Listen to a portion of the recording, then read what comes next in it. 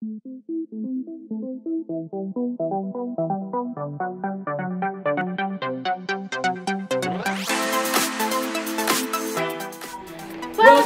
Petra Teens.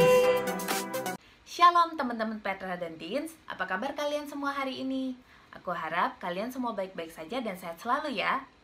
Sebelum ibadah ini dimulai, aku mau menyampaikan 2 pengumuman. Yang pertama, ibadah minggu depan masih akan diadakan secara online. Yang kedua, Komsel akan dihubungi oleh PKS kalian masing-masing. Nah, sebentar lagi ibadah kita akan dimulai.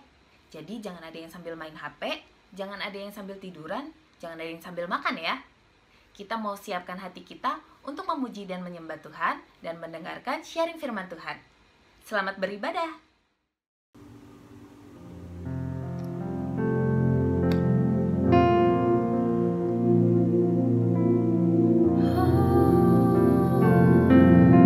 Yuk teman-teman, kita sama-sama meninggikan Tuhan. Katakan, penuhi hatiku dengan hadir-Mu. Ku rindu memandang wajah-Mu, Tuhan, di dalam kekudusan-Mu. Bawaku dekat dalam hati-Mu. Ku rindu mendengar suara-Mu, Tuhan, di tempat kudus-Mu sekarang. Ku rasakan kasih-Mu dan indahnya kekudusan-Mu. Penuhi dengan kasih-Mu, diam di hadirat-Mu. Ku mengangkat tanganku dan ku bersyukur menyembah-Mu. Penuhi dengan kasih-Mu, diam di hadirat-Mu.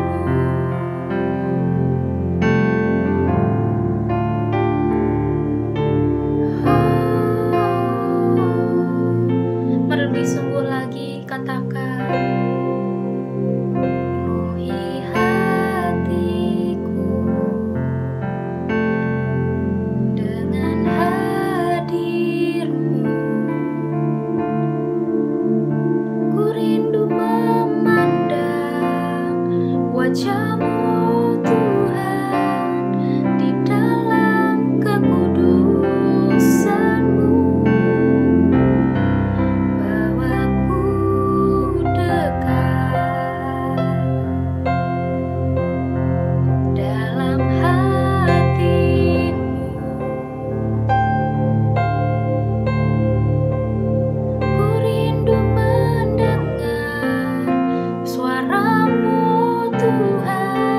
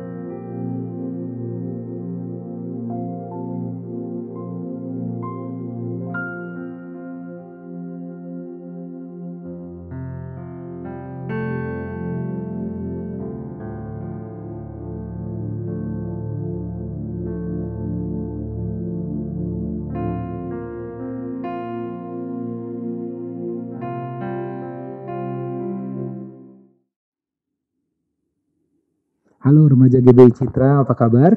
Dengan saya Tommy Simanjuntak, dan hari ini kita mau sharing tentang topik rewind. Sebelumnya mari kita berdoa bersama-sama. Bapa yang baik, terima kasih untuk hari ini, untuk anugerah-Mu yang telah membuat kami bisa melaksanakan ibadah kami walaupun secara online hari ini. Berkati kami Tuhan, biar kami bisa memahami firman-Mu, bertumbuh oleh karena firman-Mu, dan kami juga bahkan berbuah oleh karena firman-Mu ini. Kami jadi anak-anak remaja yang takut akan Tuhan dan mengalami keberhasilan dalam hidup oleh karena kami orang yang tahu bagaimana mengevaluasi diri dengan benar. Dalam nama Yesus Kristus kami ucap syukur. Amin. So, remaja GBI Citra, tidak terasa bahwa kita telah ada di penghujung tahun 2020 ini. Bagaimana kehidupan kita selama ini?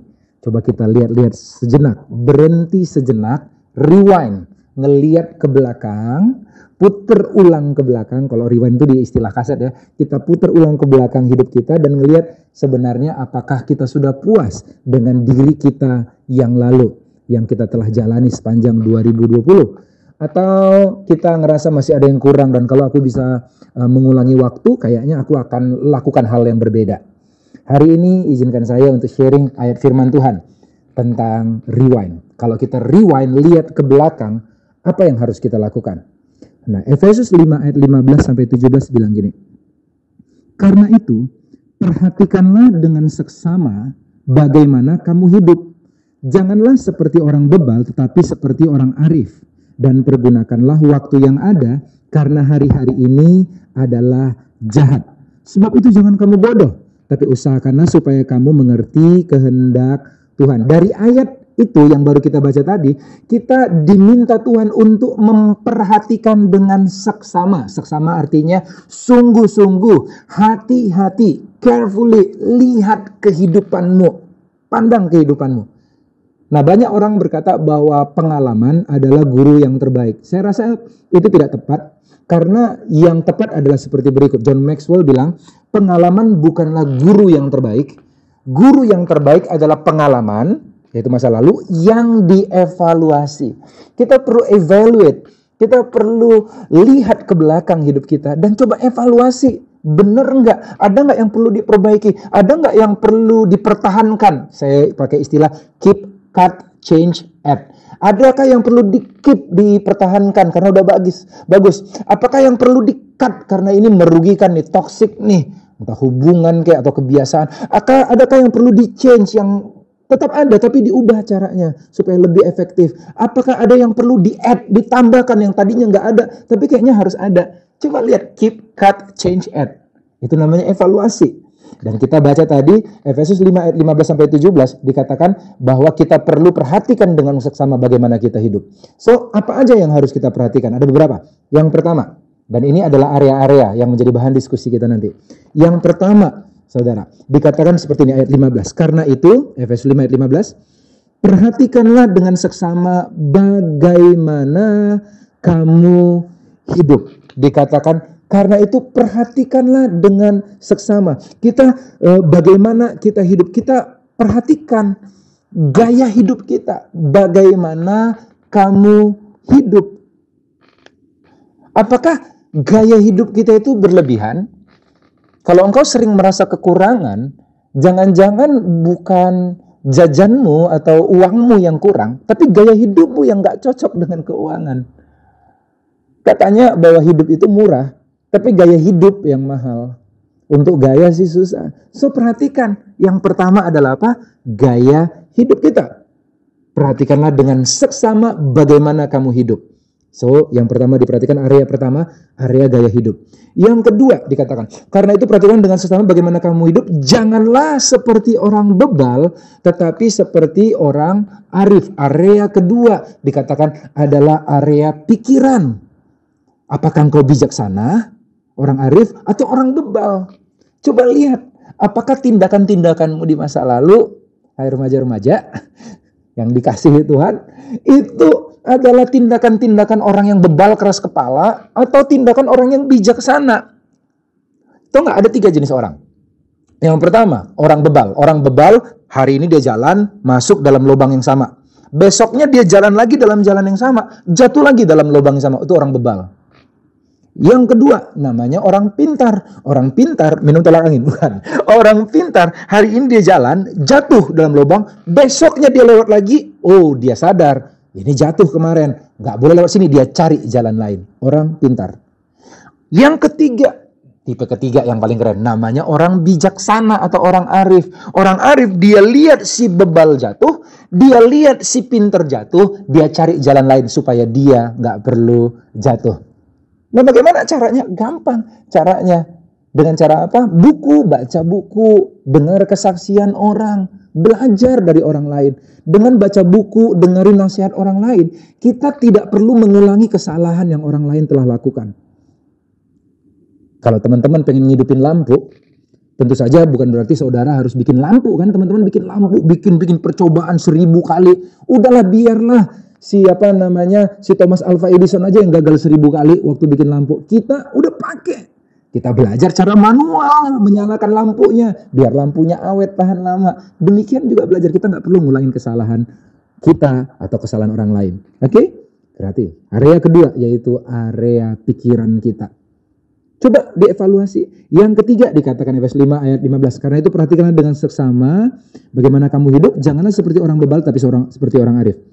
Ayat 16. Dan pergunakanlah waktu yang ada karena hari-hari ini adalah jahat. Yang ketiga yang perlu kita evaluasi adalah penggunaan waktu kita. Dikatakan pergunakanlah waktu yang ada karena hari-hari ini adalah jahat. Bahasa Inggrisnya lebih tepat, bukan pergunakan waktu, tetapi redeem the time. Redeem the time artinya tebus waktumu. Artinya sepanjang kita 2020 WFH ini atau study from home ini, teman-teman, ada pencuri waktu yang telah nyuri waktunya kita sehingga nggak efektif, waktu yang kebuang-buang, belajarnya 1 jam, game online-nya 8 jam dan lain sebagainya. Teman-teman, stalking Instagramnya 5 jam, habis waktunya kita. Teman-teman, coba lihat, pergunakanlah waktu-waktu yang ada karena hari-hari ini adalah jahat katanya. So, kita redeem, kita tebus. Ada banyak pencuri waktu. Coba pastikan, teman-teman, kalau ada sesuatu yang dicuri, artinya itu berharga. Coba bayangkan, kalau seandainya kamu punya sendal jepit. Sendal jepitnya buluk banget. Kamu taruh di pinggir jalan depan rumah pun kayaknya gak akan ada yang mau curi. Tapi kalau kamu letakkan di situ Air Jordan, kamu letakkan di sana, pasti ada yang nyuri. Kalau ada yang nyuri, pasti ada orang yang nganggapnya berharga. Demikian juga kalau ada yang curi waktu kita sehingga kita harus tebus, maka berarti waktu itu berharga. Waktu lebih berharga dari uang. Uang kalau hilang kita bisa cari lagi. Waktu kalau hilang, engkau gak bisa ubah. Jangan-jangan udah banyak banget waktumu yang harusnya untuk keluarga dicuri iblis. Harusnya untuk belajar dicuri iblis. Harusnya untuk meningkatkan skillnya kamu, talentanya kamu, ternyata dicuri iblis. So, hati-hati. Area ketiga, area waktu. Yang keempat dikatakan seperti ini. Sebab itu, ayat 17. Janganlah kamu bodoh, tetapi usahakanlah supaya kamu mengerti kehendak Tuhan. Yang keempat adalah area kehendak Tuhan. Adakah yang kita tahu kehendak-kehendak Tuhan di masa lalu yang kita tahu harus kita kerjakan, tapi sampai sekarang belum kita kerjakan? Kita harus tahu. Atau jangan-jangan kita nggak tahu karena kita nggak cari tahu. Saudara, ketidaktahuan tidak membebaskan kita dari hukum. Kalau kita naik mobil, lalu habis itu nyebrang, ini lampu merah. Lalu habis itu saudara, kita jalan waktu lampunya lagi merah, dan akhirnya kita ditabrak. Apakah kita bisa bilang, lah kan aku nggak tahu, kok ditabrak? Nggak bisa. Ketidaktahuan tidak membebaskan kita dari konsekuensi. Ada konsekuensi dalam setiap tindakan. Kalau kita ngasal-ngasal nggak pernah ikut kehendak Tuhan, ada konsekuensinya yang kita tanggung. Dan Tuhan sedih banget. Sebenarnya Tuhan sedih bukan karena dia egois. Anak ini nggak mau ikutin aku, keras kepala banget. Enggak gitu, dia sedihnya bukan karena itu. Dia sedih karena membayangkan konsekuensi yang harus kita hadapi, yang harus kita alami, yang harus kita kerusakan, damage yang harus kita tanggung akibat nggak ikuti kehendak Tuhan. Saudara-saudara, teman-teman, Ngikuti kehendak itu paling ngikuti kehendak Tuhan itu paling aman, paling enak lah. Banyaklah lubang-lubang yang tidak perlu kita jatuh di dalamnya. Banyak kesukaran yang tidak perlu kita hadapi. Banyaklah konsekuensi-konsekuensi yang bisa kita hindari kalau seandainya kita ikut Tuhan. Nah, kehendak Tuhan ada dua jenis. Yaitu yang pertama namanya kehendak yang umum.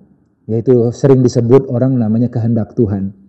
Atau jalan Tuhan. Yang kedua adalah kehendak khusus, rancangan Tuhan. Nah, orang sebutnya rancangan Tuhan. Ada jalan Tuhan, ada rancangan Tuhan. Makanya firman Tuhan katakan dalam kitab Yesaya, jalanku bukanlah jalanmu, dan rancanganku bukan rancanganmu. Jadi kehendak Tuhan ada dua, jalan dan rancangan. Jalan Tuhan itu ada di Alkitab. Kehendak Tuhan, jangan berzina, jangan membunuh. Itu tinggal baca Alkitab kita tahu. Tetapi yang kedua, kehendak khususnya Tuhan. Kita perlu evaluasi, kita udah temukan belum? Yaitu hal-hal yang spesifik hanya untuk kamu. Dengan siapa Tuhan pengen kamu, mungkin jodohnya kamu, mungkin bagaimana, di area pelayanan apa Tuhan pengen kamu bertumbuh, dan yang lain sebagainya. So, perhatikan itu. Punya kehendak. Nah, bagaimana kita selanjutnya cara mengevaluasi diri. Cara mengevaluasi diri. Kalau kita mengevaluasi, hati-hati karena ada pendulumnya ada dua. Yang pertama, kalau kita dapatin banyak banget kekurangan, takutnya kita jadi pesimis, jadi rendah diri dan akhirnya takut ngelangkah. Hati-hati bunuh diri gitu. Tapi setelah mengevaluasi yang kedua, kalau kita terlalu ternyata aku lebih baik daripada orang lain, hati-hati, jangan-jangan kita jadi sombong. So, 3 sikap yang harus kita miliki. Kita belajar dari Daud. 3 sikap yang harus kita miliki kalau kita mau mengevaluasi diri. Yang pertama adalah apa? Dikatakan Tawarikh 17 ayat 16 dikatakan, lalu masuklah Raja Daud ke dalam. Kemudian duduklah ia di hadapan Tuhan sambil berkata, siapakah aku ini ya Tuhan? Siapa keluargaku sehingga engkau membawa aku sedemikian ini? Dan hal ini masih kurang di matamu ya Allah. Sebab engkau telah berfirman juga tentang keluarga hamba-Mu ini dalam masa yang masih jauh dan telah memperlihatkan kepadaku serentetan manusia yang akan datang ya Tuhan Allah. Sikap yang pertama adalah sikap sadar akan kasih karunia Tuhan. Kalau kita ngedapetin ada yang baik yang terjadi di masa lalu, ingat, sadari, akui, itu adalah kasih karunia Tuhan. Kita nggak pantas terima. Itu semata-mata karena kita baik. Karena Tuhan baik, bukan karena kita baik. Yang kedua, 2 Samuel 12 ayat 13. Lalu berkatalah Daud kepada Nathan, aku sudah berdosa kepada Tuhan. Begitu dia dapatin masa lalunya dan ada orang negur dia dapati dia berdosa. Dia rendah hati mengakui kesalahannya. Yang kedua, pertama sikap sadar akan kehendak Tuhan, akan kasih karunia Tuhan. Yang kedua, sikap rendah hati. Dan yang ketiga, Mazmur 26 ayat 23, Daud katakan, ujilah aku ya Tuhan, cobalah aku, selidikilah batinku dan hatiku, sebab mataku tertuju pada kasih setiamu dan aku hidup dalam kebenaranmu. Yang ketiga, sikap jujur terhadap diri sendiri. Jadi kalau mau evaluasi ini, pastikan ada sikap sadar akan kasih karunia Tuhan. Kalau berhasil, itu semua anugerah Tuhan. Yang kedua, sikap rendah hati. Kalau temukan ada dosa dan kesalahan, minta ampun dan berjanjilah nggak melakukannya lagi. Yang ketiga, sikap jujur apa adanya. Kalau engkau nggak jujur sama dirimu aja engkau bohongi. Wah, engkau pembohong yang paling parah. Orang lain dibohongi, ya oke lah. Tetapi engkau bohong sama diri sendiri. Waduh, bohong sama orang lain aja dosa. Apalagi bohong sama diri sendiri. So, jujurlah sama diri sendiri. Lalu evaluasi. Saya mau ceritakan hal ini, yaitu 3. Ada 3 pertanyaan, 3 hal yang butuh kita diskusikan. Yang pertama, coba ceritakan area mana dalam hidupmu yang kamu lihat telah diubahkan Tuhan tahun ini. Saya ulangin, yang pertama, coba ceritakan area mana dalam hidupmu yang telah Tuhan ubahkan tahun ini. Oke, ceritakan alasannya mengapa. Yaitu area apa aja tadi, dari 4 area tadi. Dalam area gaya hidup, area pikiran, yaitu kebijaksanaan ya, kemudian area penggunaan waktu, dan area memahami kehendak Tuhan. Yang kedua, coba ceritakan area mana dalam kehidupanmu yang kamu rasa perlu dibenahi di tahun depan. Dari 4 area tersebut. Yang ketiga, ambillah pasangan berdua-dua untuk jadi accountable partner dalam merubah hal-hal yang ingin kamu ubah tersebut. Kita nggak bisa berubah sendiri. Kita butuh orang lain. Karena kita seringkali sejujur-jujurnya kita, tetapi ada area-area blind spot yang kita tidak bisa lihat dalam diri kita. Dan kita butuh orang lain untuk ngelihat dan mengingatkannya kepada kita. Mari kita evaluasi diri. Mari kita berdoa. Tuhan Yesus, terima kasih buat hari ini. Hamba-Mu menyerahkan pemberitaan firman hari ini biar jadi berkat dan menjadi satu bahan evaluasi bagi anak-anak-Mu remaja Citra 1. Terima kasih, Roh-Mu terus bekerja di antara kami, mengubahkan kami semakin hari semakin indah serupa seperti Kristus. Haleluya. Amin. Terima kasih untuk hambanya yang sudah menyampaikan sharing firman hari ini. Tuhan Yesus memberkati. Gimana teman-teman untuk sharing hari ini? Pastinya memberkati kan? Nah, untuk 2 pertanyaan yang sudah di-share tadi, jangan lupa kalian renungkan dan kalian discuss di komsel kalian masing-masing ya. Sekian ibadah hari ini. Sampai ketemu di minggu depan. Happy Sunday and God bless you. Happy Sunday. See you next week.